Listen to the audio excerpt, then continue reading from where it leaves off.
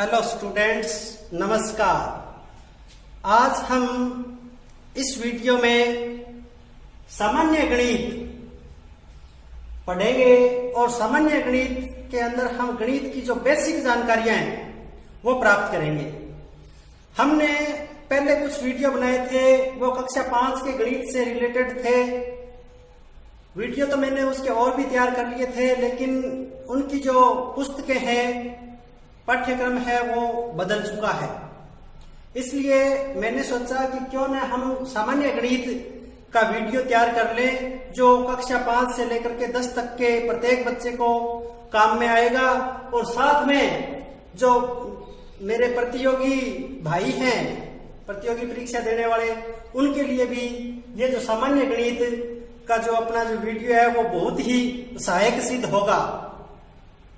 मैं तो ये कह रहा हूं कि कक्षा 5 से लेकर के 10 तक के जितने भी बच्चे हैं वो सारे के सारे इस वीडियो को देखें। और इस वीडियो के अंदर हम इस प्ले लिस्ट में, गणित की इस प्ले लिस्ट में हम कम से कम 15 प्रश्नावली है जो सामान्य गणित से संबंधित हैं, वो हम पढ़ेंगे। और लगभग ये 2 महीने का यानी 60 दिन का जो सिलेबस है, कोर्स है, ये आप बिल्कुल तसल्ली के साथ मेरे वीडियो को देखें और आप निश्चित रूप से गणित में कामयाब हो जाओगे। और गणित में कहीं पर भी आप अटकने वाले नहीं हैं। सिर्फ और सिर्फ आपके सहयोग की जरूरत है। आप इसको मन से और दिल से पढ़ें और प्रैक्टिस करें। साथ साथ प्रैक्टिस करने से बहुत कुछ होता है। केवल यहाँ पर मैं पढ़ा देता हूँ, उससे कुछ नहीं होता है। उसको आप अच्छी तरह से अपनी बुक से प्रश्नावलियों को हल करें, सवाल ढूंढें और नए नए प्रकार के प्रश्न आप अपने दिमाग में पैदा करें और उनको हल करें, तो आप निश्चित रूप से गणित में सफल हो जाओगे। कहीं अटकने वाली बात नहीं है। सामान्य गणित में हम पढ़ेंगे संख्या पद्धति, पहली प्रश्नावली, और फिर आगे नेक्स्ट पढ़ेंगे भिन्न, वर्गमूल तथा घनमूल, घातांक, महत्तम समापवर्तक और लघुत्तम समापवर्तक, यानी मैथ से और लैसे भी बोलते हैं इनको, प्रतिशत, लाभ हानि, साधारण तथा चक्रवर्ती ब्याज, औसत, अनुपात समानुपात, समय दूरी चाल, आयु संबंधी, क्षेत्रफल, आयतन, त्रिकोणमिति। इनके अलावा भी कुछ 2-4 प्रश्नावली और हैं, वो भी हम ये कंप्लीट अपना होने के बाद में और पढ़ लेंगे। कहने का मतलब ये है कि ये इतनी प्रश्नावली अगर आप तसल्ली से, अच्छी तरह से मन लगा करके वीडियो को सुन लेते हो, तो गणित विषय में आप कहीं पर भी अटकने वाले नहीं हो। अब इस नेगेटिविटी के दौर में अगर हम पॉजिटिविटी के साथ कुछ करते हैं तो अपना जो जीवन है वो खुशहाल बनता है। आप इस जो समय आपने खूब सारी छुट्टियां बिता ली हैं और विद्यालय में भी आप नहीं आ रहे हो और आपको पता नहीं आगे आने वाले समय में कितने समय के बाद में अपना विद्यालय सही तौर तरीके से लगेगा, उससे पहले पहले आप इन छुट्टियों में अपने मौके का फायदा उठाएं और गणित में A1 सीखकर पहुंचे। तो हम शुरू करते हैं इस सामान्य गणित की पहली प्रश्नावली संख्या पद्धति से। यहां हम संख्या से संबंधित सामान्य जानकारियां हम प्राप्त करेंगे और आप जैसे जैसे मैं जो भी टॉपिक बताऊं वैसे वैसे आप उनको क्लियर करते जाएं और लिखते जाएं। अपने पास नोटबुक पेन रखें और कहीं कोई भी समस्या हो तो मैसेज बॉक्स में जाकर के आप अपनी समस्या लिख सकते हैं।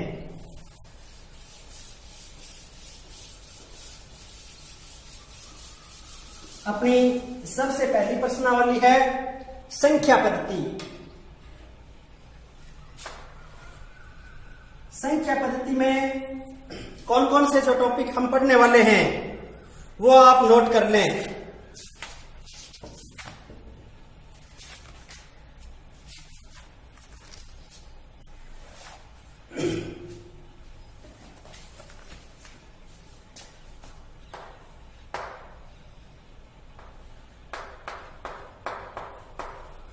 जातीय मान,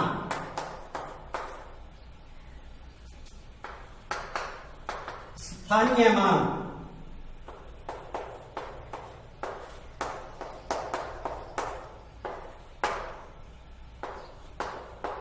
संख्या,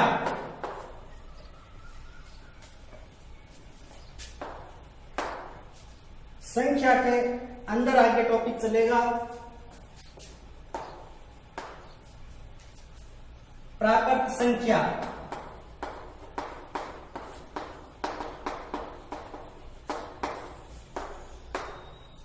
पूर्ण संख्या,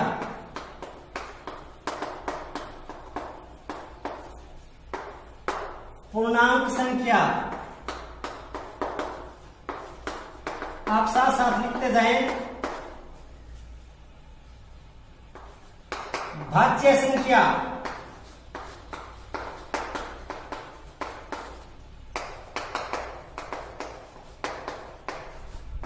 अभाज्य संख्या,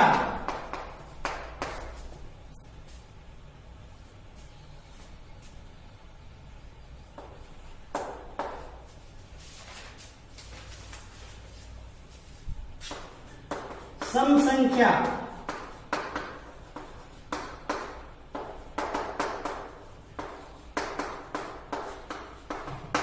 विषम संख्या, परिमेय संख्या,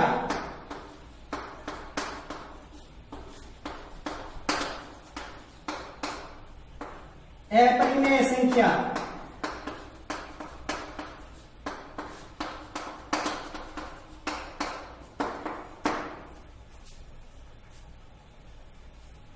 वास्तविक संख्या,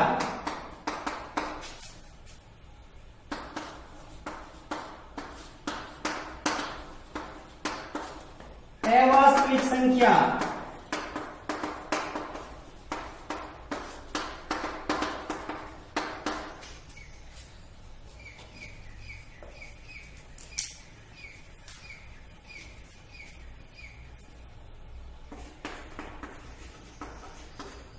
पूर्ववर्ती संख्या,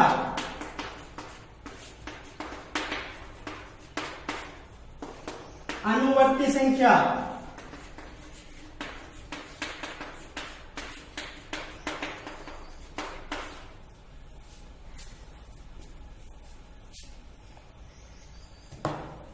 पैलिड्रोम संख्या,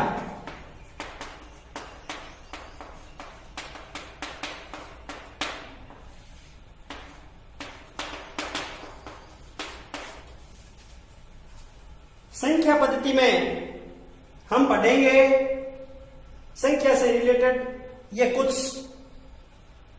शब्द हैं, इनकी हमें जानकारी होनी जरूरी है। गणित में हम संख्या से ही शुरुआत करते हैं। जैसे हिंदी में हम क, ख, ग, घ, ड़ इस तरह से पढ़ते हैं और आगे जाकर के हम इनकी मात्राएं पढ़ते हैं और फिर वाक्य और पूरा पैराग्राफ इस तरह से पढ़ते हैं। उसी हिसाब से गणित में सबसे पहले हमें संख्या का ज्ञान होना जरूरी है। वैसे ही जैसे अंग्रेजी में हमें एबीसीडी का ज्ञान, इसकी पहली प्रश्नावली संख्या पद्धति है। संख्या पद्धति में 3 प्रकार से हम संख्याएं लिख सकते हैं। एक तो है हिंदी संख्या पद्धति, एक है रोमन संख्या पद्धति और एक है अंग्रेजी संख्या पद्धति।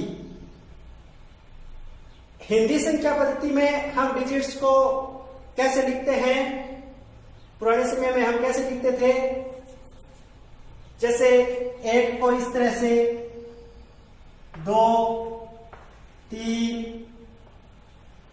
4, 5 इस तरह से हम डिजिट्स काम में लेते हैं। वो हिंदी संख्या पद्धति हो गई। और 1, 2, 3, 4, 5 इस तरह से लिख रहे हैं, ये अंग्रेजी संख्या पद्धति हो गई। और एक और होती है पद्धति जो रोमन संख्या पद्धति है, वो आपके अभी काम में नहीं आने वाली है और बता भी देंगे उसके बारे में।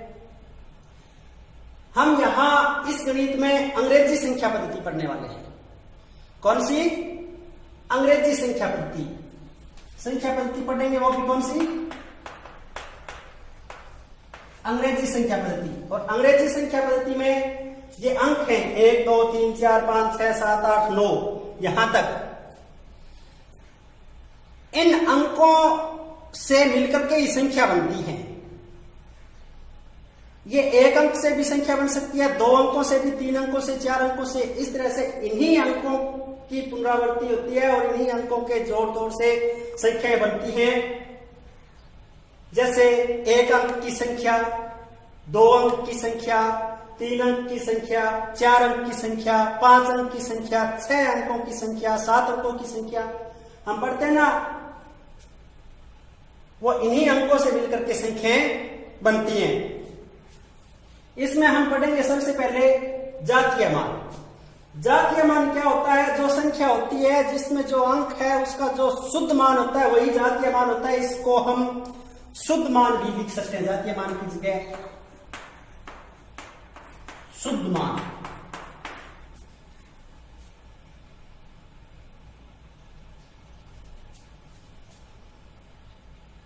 जैसे यहां हम उदाहरण लेंगे, कोई एक 3 अंकों की संख्या ले लेते हैं 512। ये कितने अंकों की है? 3 अंकों की संख्या है। इसमें आपसे ये पूछ लिया जाए कि 2 का जातीय मान बताओ, तो 2 का जातीय मान 2 ही होगा। शुद्ध मान 2 का 2 ही है। 1 का जातीय मान 1 ही है, 5 का 5 ही है। कहने का मतलब है चाहे संख्या कोई भी हो उसका जातीय मान जिस अंक का पूछा जाए वही होता है, वह उसका जातीय मान होता है। 1 नंबर टॉपिक हमने कंप्लीट किया। क्या आपके जातीय मान समझ में आया? इस संख्या से मैंने बताया 2 का जातीय मान 2, 1 का जातीय मान 1, 5 का जातीय मान 5। उसी हिसाब से आप अपने हिसाब से कोई भी संख्या लिखें। 6318 आप अपने हिसाब से लिखें और उसमें देखें कि 8 का जातीय मान कितना है। 8, 1 का 1, 3 का 3, 6 का 6। ये जातीय मान है, वो बिल्कुल ही शुद्ध मान कहलाता है। चाहे वह अंक कितना भी हो वही उसका जातीय मान होता है। ये एक टॉपिक अपना संख्या पद्धति में कंप्लीट हुआ। आप इस जातीय मान की परिभाषा को आप समझ लें। जातीय मान वह मान है जो अंक का शुद्ध मान है। चाहे संख्या में कोई भी अंक हो उसका वही मान रहेगा, कोई और दूसरा बदलाव नहीं है, तो वो जातीय मान हुआ। तो अपना एक टॉपिक कंप्लीट हुआ। इसके बाद में अपना दूसरा टॉपिक आता है स्थानीय मान। स्थानीय मान क्या होता है मैंने पहले भी वीडियो में बता दिया। कोई संख्या है, जैसे मान लो 15,278। अब इसमें 5 का स्थानीय मान क्या है? तो 5 का स्थानीय मान हमें बताना है, तो 5 के आगे जितने अंक हैं उतने ही शून्य लगाएंगे। 1 2 3 अंक हैं तो 3 शून्य लगा दिए, तो ये कितना हुआ? 5000। तो यहां 5 का स्थानीय मान यानी स्थान, प्लेस कहां पर है वो? जैसे हम पढ़ते हैं ना इकाई, दाई, सैकड़ा, हजार, तो ये 1000 पर है तो 5000। 2 का स्थानीय मान यहां पूछ ले तो ये 2 और 2 के आगे अंक है 1 और 2, 2 बिंदी लगा दिए, आगे 2 शून्य लगा दिए, तो ये हुआ 200। यानी 2 का स्थानीय मान है वो है 200। इकाई, दाई और सैकड़ा, यानी ये कहां पर है, इसका स्थान कहां है, वो मान यहां पूछा जाता है। बस इतनी सी बात है। इसको अगर हमने समझ लिया तो न तो हमारे कहीं जातीय मान की समस्या आएगी न स्थानीय मान की। इस संख्या से हम जातीय मान और स्थानीय मान को एक बार और देख लेते हैं कि इन संख्याओं में जातीय मान की बात करेंगे तो 8 का 8, 7 का 7, 2 का 2, 5 का 5 और 1 का 1 जातीय मान है। लेकिन स्थानीय मान की बात करेंगे तो 8 का तो स्थानीय मान 8 ही है, 7 का स्थानीय मान 70, 2 का स्थानीय मान 200, 5 का स्थानीय मान 5000 और 1 का स्थानीय मान 10,000। 1 के आगे 4 अंक है, ये हमने लिख दिया। इकाई, दाई, सैकड़ा, हजार, 10,000, तो इसका स्थानीय मान हुआ 10,000। स्थानीय मान लिखने का सीधा सा तरीका है कि जो अंक है उसके आगे जितने अंक है उतने ही शून्य लगा दो और इनको हम पढ़ करके बता देंगे कि इसका स्थानीय मान इतना है। तो दूसरा टॉपिक आप लोगों के क्लियर हो गया होगा। स्थानीय मान, किसी भी संख्या में कोई अंक जिस स्थान पर होता है वो उसका स्थानीय मान कहलाता है। ये इसकी परिभाषा है। कोई भी संख्या है उसमें कोई अंक है जो जिस स्थान पर स्थित है, जिस स्थान का मतलब यहां इकाई, दहाई, सैकड़ा, हजार, 10,000, इससे मतलब है। तो दूसरा टॉपिक अपना क्लियर हुआ। ये हमने पीछे की वीडियो में भी हमने पढ़ लिए हैं। अब अपना जो तीसरा टॉपिक है संख्या, और संख्या में ये चीजें हमें पढ़नी जरूरी है कि संख्या कौन सी, प्राकृत संख्या, पूर्ण संख्या, पूर्णांक संख्या, भाज्य, अभाज्य, सम, विषम, परिमेय, अपरिमेय, वास्तविक, अवास्तविक, पूर्ववर्ती, अनुवर्ती, पैलिंड्रोम, ये संख्याएं हैं।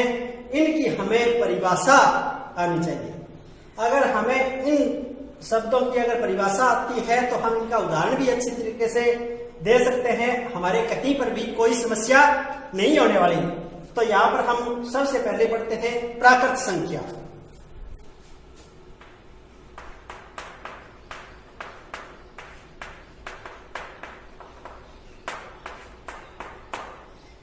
जीरो को छोड़ करके सारी संख्याएं आगे की प्राकृत संख्याएं होती है। जैसे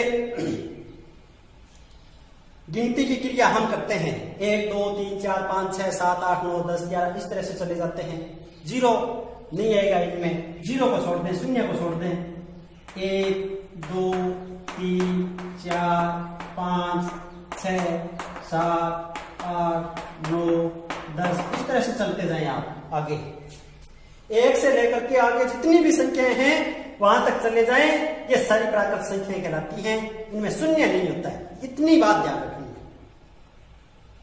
जो अपने गिनती की क्रिया होती है ना, हमें गिनती जब पहली कक्षा में पढ़ाई जाती है तो वो प्राकृत संख्या से स्टार्ट की जाती है। 1 2 3 4 5 इस तरह से पहले सबसे पहले 100 तक पढ़ाया जाता है, उसके बाद में 1000 तक, और फिर आगे लाख, करोड़ इस तरह से पढ़ाया जाता है। ये जो सारी संख्या है गिनती की क्रिया है वो प्राकृत संख्या की है। यहां जीरो नहीं शामिल है, इसमें शून्य शामिल नहीं है। और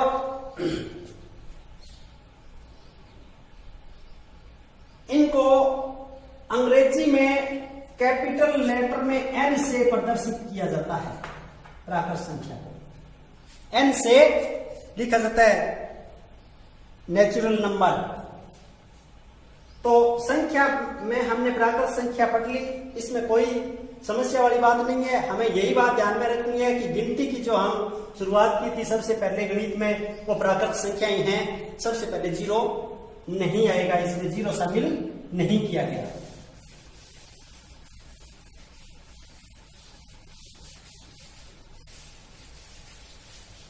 इसके बाद में 2 नंबर पर आती है पूर्ण संख्या।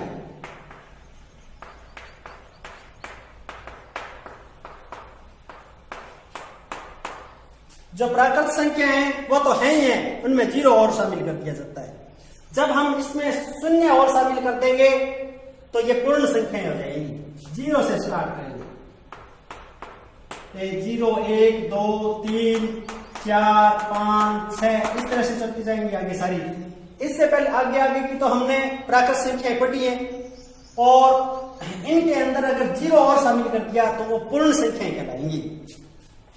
प्राकृत संख्याओं में जीरो शामिल करने पर जो संख्याएं बनती है वो पूर्ण संख्याएं कहलाती है। ये अपना संख्या का दूसरा टॉपिक पूर्ण संख्या कंप्लीट हुआ। बस ध्यान क्या रखना है, प्राकृत संख्या तो जो गिनती हमने स्टार्ट की थी वही, और पूर्ण संख्या उसमें जीरो और जोड़ दिया। छोटी छोटी बातें हैं, इनको हमें ध्यान रखना है और कुछ नहीं है। इस तरह से अपना ये टॉपिक भी पूरा हुआ। इसके बाद में आता है पूर्णांक संख्या। अगला पॉइंट है वो है पूर्णांक संख्या। पूर्णांक संख्या में क्या है, हमने अभी तक तो धनात्मक संख्याएं ली थी। प्राकृत संख्या में 1 2 3 गिनती, और पूर्ण संख्या में जीरो। अब इसमें हम माइनस वाली भी ऋणात्मक अंक भी लेंगे, और इनमें पॉइंट में कोई संख्या नहीं है कि जो अंक है वो पूर्ण अंक होगा। यहां से हमने देखी थी 0, 1, 2, 3, तो यहां पर हम प्लस और इधर ले लेंगे हम -1, -2, -3 डैश डैश डैश डैश। ये जो संख्या आप देखो पूर्णांक संख्या है, पूर्ण अंक है, कोई पॉइंट दशमलव में कोई संख्याएं नहीं होंगी इसमें, और ऋणात्मक संख्या और धनात्मक संख्या और शून्य सभी इसमें ये शामिल होंगी। अब यहां आप लोगों को देखने वाली बात क्या है, यहां एक चीज आप समझ लो कि आपसे कोई छोटा सा प्रश्न कर दे कि +1 बड़ा है या -3, यहां इसमें जो लिखी संख्या उनमें से ही दो संख्या की है, +1 और -1। तो जो छोटे बच्चे हैं उनके लिए मैं जानकारी देना चाहूंगा। कई बार बच्चे छोटे हैं, उनको प्लस माइनस का तो ध्यान होता नहीं है, और वो कहते हैं कि जी ये संख्या बड़ी है, ये संख्या छोटी है, लेकिन ऐसा नहीं होता है। ये संख्या है वो छोटी है और ये संख्या क्या है, बड़ी है। ये निशान लगेगा। +1 है वो -3 से बड़ी है। और कई बार क्या होता है कि ये तो प्लस और माइनस की बात है, कई बार सीधा ऐसे ही पूछ ले कोई कि -2 बड़ा है या -3। अब यहां पर बच्चे ये सोचते हैं कि दोनों ही माइनस के हैं और बड़ी संख्या 3 है, तो ये 3 ही होगी, लेकिन 3 यहां ये बड़ी नहीं होगी, ये 3 छोटी है और ये 2 यहां बड़ी है संख्या। इन दोनों के सापेक्ष हम तुलना करेंगे तो ये संख्या है वो छोटी है और ये संख्या है वो बड़ी है। -2 बड़ी है -3 से, तो यहां ये छोटी, ये इससे बड़ी, ये इससे बड़ी, ये इससे बड़ी, ये इससे बड़ी, ये बड़ी, ये बड़ी, इस तरह से। ठीक है, यहां पूर्णांक संख्या में यही चीज आपको मुझे बतानी थी, आपके समझ में आ गई होगी। और भी आप इससे रिलेटेड कोई क्वेश्चन करो तो कर सकते हो। इसके बाद में ये पूर्णांक संख्या कंप्लीट होने के बाद में आगे संख्या आती है भाज्य और अभाज्य संख्या। ये दोनों एक साथ ही पढ़ लेंगे, भाज्य और अभाज्य संख्या। हमें यहां भाज्य और अभाज्य संख्या की परिभाषा आनी जरूरी है। अगर हमें भाज्य और अभाज्य संख्या की परिभाषा आती है तो हम भाज्य और अभाज्य संख्याओं को में अंतर स्पष्ट कर सकते हैं। अगर हमारे ये सब समझ में नहीं आए तो हम इनका अंतर स्पष्ट कभी भी नहीं कर पाएंगे। कई बार ऐसा होता है कि मैं बड़ी बड़ी कक्षाओं के बच्चों को भी पूछ लेता हूं कि भाज्य संख्या अभाज्य, तो वो भी कई बार इन छोटे छोटे प्रश्नों के जवाब नहीं दे पाते, और कारण यह है कि उनका जो बेसिक गणित है वो कमजोर रहा हुआ है। तो इसमें हम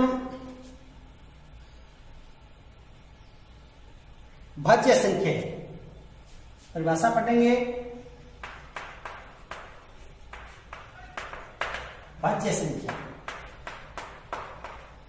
वे संख्याएं जिनमें स्वयं और एक के अलावा अन्य कोई संख्या से भाग दिया जा सके, भाज्य संख्या कहलाती है। ध्यान करो, कौन सी संख्याएं? वे संख्याएं जिनमें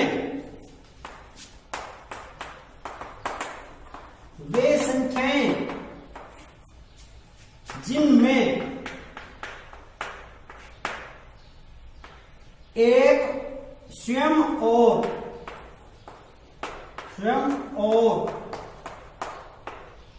एक के अलावा किसी और संख्या से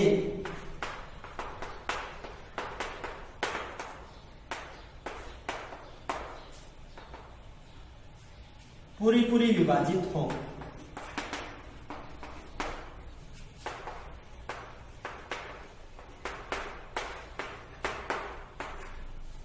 भाज्य संख्याएं कहलाती हैं। कौन सी संख्या? वे संख्या जिनमें एक और खुद को छोड़ करके कोई और संख्या से भाग चला जाए पूरा, वो सभी संख्याएं भाज्य संख्याएं कहलाएंगी। अब यहां हम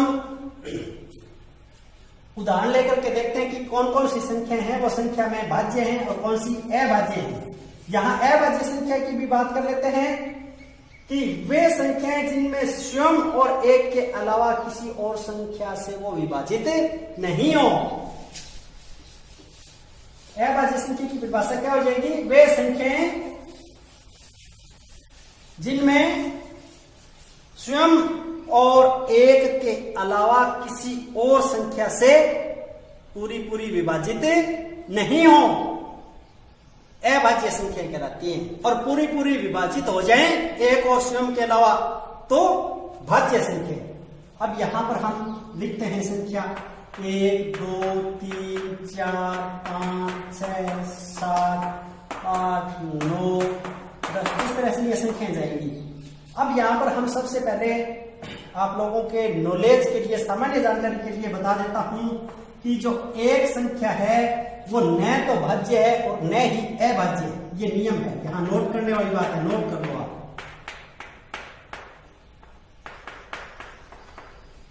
संख्या 1 न तो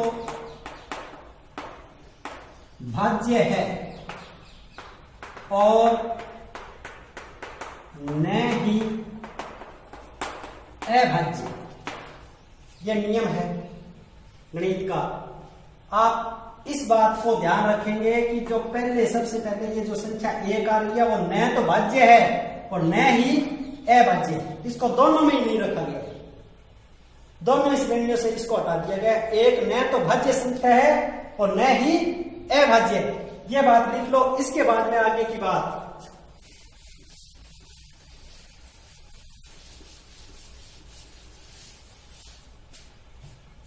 दो संख्या। अब ये 2 है, इसमें 1 का भाग जाता है और 2 का भाग जाता है, इसके अलावा और किसी संख्या का भाग नहीं जाता। तो ये कौन सी श्रेणी में आएगी? यहां मैं लिख लेता हूं भाज्य और अभाज्य। संख्या 2 में 1 और 2 के अलावा किसी और संख्या का भाग नहीं जाता, तो ये अभाज्य संख्या हुई। 2 क्या हुई? अभाज्य संख्या हुई, जिसमें स्वयं के अलावा और 1 के अलावा किसी और संख्या का पूरा पूरा भाग नहीं जाता। ध्यान करो, यहां सबसे छोटी अभाज्य संख्या कौन सी है? 2। इसके बाद में 3 में 1 के अलावा और 3 के अलावा किसी और संख्या का पूरा पूरा भाग नहीं जाता, तो 3 क्या हुई? अभाज्य संख्या। इसके बाद में आती है 4 में 1 और 4 के अलावा एक संख्या और है जिससे ये पूरी पूरी विभाजित होती है, वो कौन सी संख्या है? 2 से इस संख्या को हम भाग दे सकते हैं, और 2 एक ऐसी संख्या है न तो वो 1 है न वो 4 है, यानी 1 और 4 के अलावा एक अन्य संख्या है जिससे ये पूरा पूरा विभाजित होता है। जैसे 4/2 उत्तर आता है अपना 2। तो 4 क्या संख्या है? भाज्य। तो सबसे छोटी भाज्य संख्या कौन सी है? 4। प्रतियोगी परीक्षा में पूछा गया प्रश्न है ये, आप अपने दिमाग में बिठा लो। प्रतियोगी परीक्षा में ये पूछा गया था, ये चारों संख्याएं दे दी और पूछा गया कि सबसे छोटी भाज्य संख्या निम्न में से कौन सी है। तो कुछ बच्चों ने तो ये किया, कुछ बच्चों ने ये किया। ये उत्तर होगा ये, जिसको परिभाषा आती है वो यही जवाब देगा कि सबसे छोटी भाज्य संख्या है वो 4 है। सबसे छोटी भाज्य संख्या क्या है? 4 है। इसके बाद में 5 और 1 के अलावा इसमें किसी का भाग नहीं जाता। 6 में जाता है, किसका? 3 का। 7 में नहीं जाता, 8 में जाता है, 9 में जाता है। यहां ध्यान रखना, 9 में 9 और 1 के अलावा 3 का भाग जाता है, इसलिए 9 है वो भाज्य संख्या है। 10 में भी जाता है, 10 भी भाज्य संख्या है। 11 में नहीं जाता, 12 में जाता है, 13 में नहीं जाता, 14 में जाता है, 15 में जाता है, 16 में जाता है, 17 में नहीं जाता, 18 में जाता है, 19 में नहीं जाता, 20 में जाता है, 21 में जाता है। इस तरह से आप करके देख सकते हैं कि भाज्य संख्या कौन सी है। सबसे छोटी भाज्य संख्या हुई 4, 4, 6, 8, 9, 10, 12, 14, 15, 16, 18, 20। ये तो है भाज्य संख्याएं। और 2, 3, 5, 7, 11, 13, 17, 19 ये हैं अभाज्य संख्याएं। हम यहां सम और विषम संख्या पढ़ते हैं, उससे ये अलग चीज है। सम विषम अगला टॉपिक है अपना। भाज्य और अभाज्य संख्या आप सभी बच्चों के समझ में आई होगी अच्छी तरह से। फिर भी अगर आपके कोई समस्या है तो आप अपना जो सवाल है वो मैसेज करके मुझे भेज सकते हैं। और मेरा वीडियो है वो आप सब बच्चों से मेरी रिक्वेस्ट है कि जिन्होंने सब्सक्राइब कर लिया है उनका तो बहुत बहुत धन्यवाद, और जिसने अभी तक सब्सक्राइब नहीं किया है वो मेरे वीडियो को सब्सक्राइब करें और आगे से आगे वीडियो को शेयर भी करें, ताकि और बच्चों को भी इस सामान्य गणित की जानकारी का लाभ मिल सके। अब हम अपना जो भाज्य और अभाज्य का टॉपिक कंप्लीट होने के बाद में अगला जो अपना टॉपिक है वो सम और विषम संख्या का है। बहुत ही सरल है। सम और विषम संख्या आप सभी ने पढ़ ली होंगी, नहीं पढ़ी है तो अभी जो छोटे बच्चे हैं उनके लिए मैं बता देता हूं। वो सम और विषम हम एक साथ में पढ़ेंगे। जो संख्या है 1, यहां ऊपर लिख लेता हूं मैं संख्याएं, पहले संख्या लिख लेता हूं। 1, 2, 3, 4, 5, 6, 7, 8, 9 इस तरह से जाती है। तो इनकी परिभाषा आनी चाहिए। वे संख्याएं जिनमें 2 का पूरा पूरा भाग जाए वो तो सम संख्याएं होती हैं, और वे संख्याएं जिनमें 2 का पूरा पूरा भाग न जाए वो विषम संख्या होती हैं। इसकी परिभाषा क्या होगी? 2 का पूरा पूरा भाग जाए,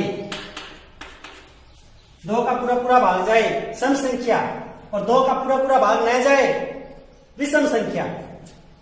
तो 1 में 2 का पूरा पूरा भाग नहीं जाता तो ये आ जाएगी विषम संख्या में, और जो 2 का पूरा पूरा भाग जाता है 2 में 2 आ जाएगी सम संख्या में। तो एक एक संख्या छोड़ करके 2, 4, 6, 8, 10, 12, 14 इस तरह से ये संख्याएं जाएंगी सारी सम। 1, 3, 5, 7, 9, 11, 13 ये विषम संख्याएं। वहां 9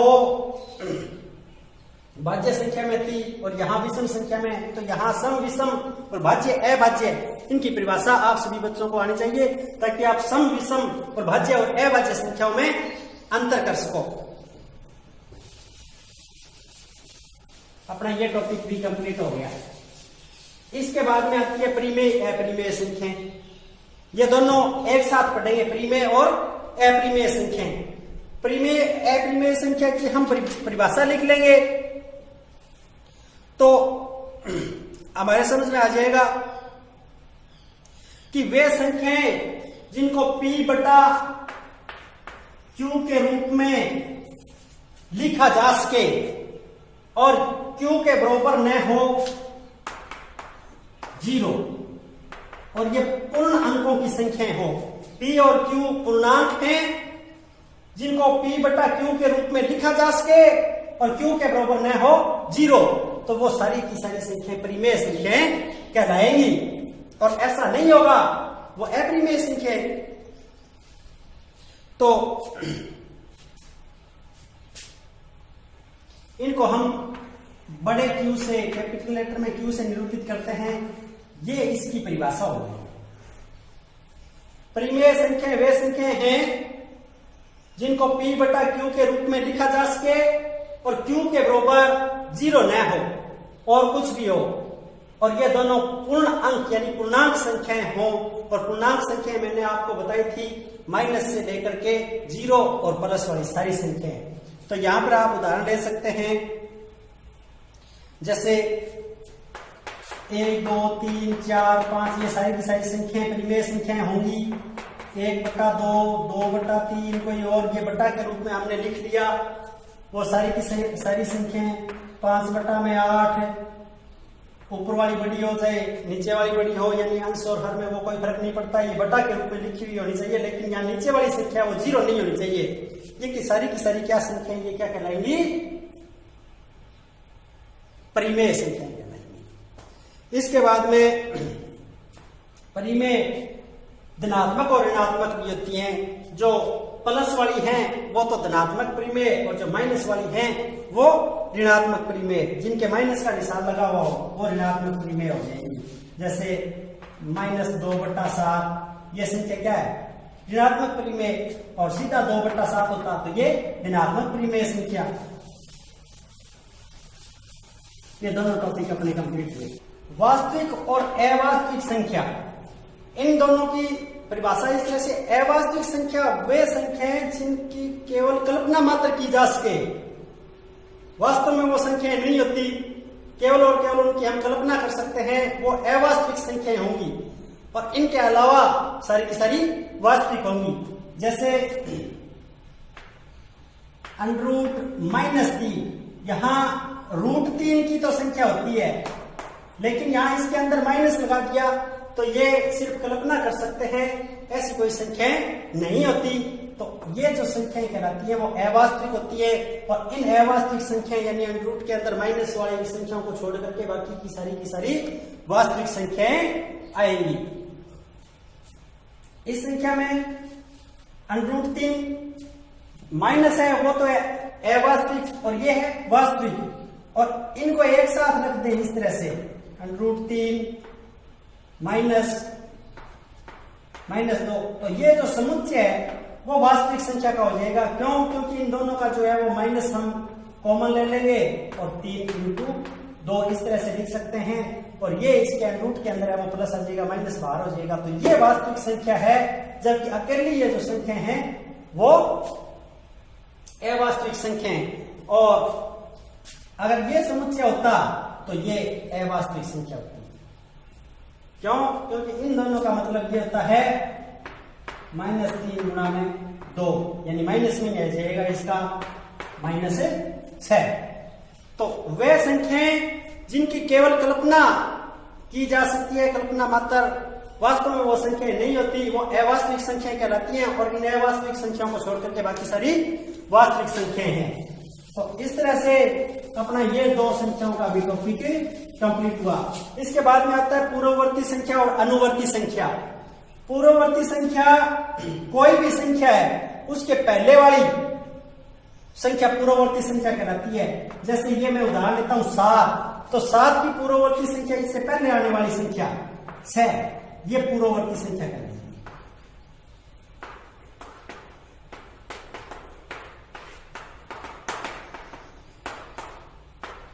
यहां हमने उदाहरण लिया था 7 की पूर्ववर्ती संख्या क्या हुई? 6, पहले आने वाली। और अनुवर्ती 7 के बाद आने वाली, ये अनुवर्ती संख्या। और यही नियम सभी जगह लागू होगा। चाहे कोई उदाहरण ले लो, 100 का उदाहरण लोगे तो 99 पूर्ववर्ती और 101 अनुवर्ती। जस्ट पहले वाली संख्या पूर्ववर्ती और जस्ट बाद वाली अनुवर्ती।